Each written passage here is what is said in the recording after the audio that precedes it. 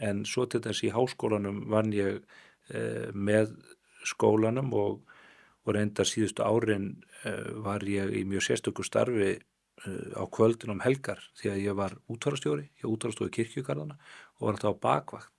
Þannig að ég var yfir vetramánuðina var ég í útköllum á nóttunni og kvöldin þar sem að andlát höfðu borið að bæði í heimahúsum og stofnunum og svo vaknaði maður á morgni og var þá annarkvort mættur til vinnu þegar maður var að vinna á sumrin og í fríum eða í tíma á morgni. Sko. Þannig að stuttu þegar ég var að mæta í grískutíma eða hvað það var, þá var ég búin að vera alla nóttina í dálítið flóknum verkefnum við að koma fólki í líkhús. Vá. Þú færð eitt virðingastig þarna. Það er magnað. Líka svona ungur, eða þú veist. Hvernig var þetta? Þetta er bara mikil lífsreynsla sko. Já. Þetta er tvíþætt starf, þetta er þessar bakvættir og þessi þjónusta við látið fólk sem að þarf að vinna virðingu og hugulsemi. En svo er þetta líka mikið þjónusta við aðstandendur í tengslu við útfarir og kisturlagningar og hinstu óskir fólks gagnvart sínum nánustu þegar það þarf að ákveða hvernig fólk er klætt og það búið.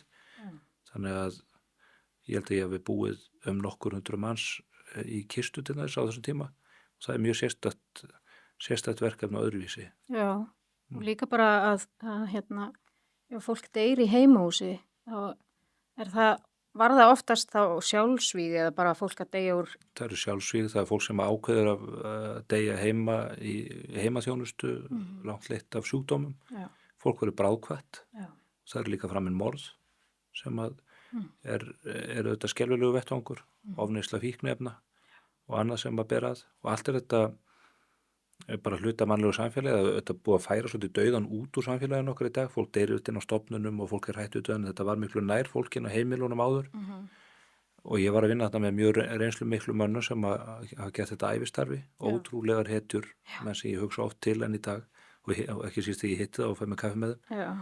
En það var eitt sem augljóslega vandist aldrei, hversu hræðilegum slysum menn koma að eða einmitt morðum áður en þegar að börn deyja, þá breytist allt. Já.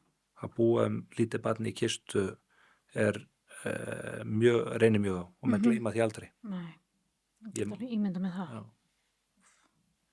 Gerist það ofta? Eða þú veist, allt og oft. Aha. Já. Börn bara deyja í svefni, fá hjartaáföll og heilablóðföll og hvað þetta heitir. Þannig að það er sem betur fer barnadauði mjög lítill hér í samanburði við aðri heiminum en því miður það örlög margra foreldra að þurfa að fylgja börnum sínum til grafar. Það er bara ekki hægt sko. Eða þú veist, maður getur ekki eins og hugsa það.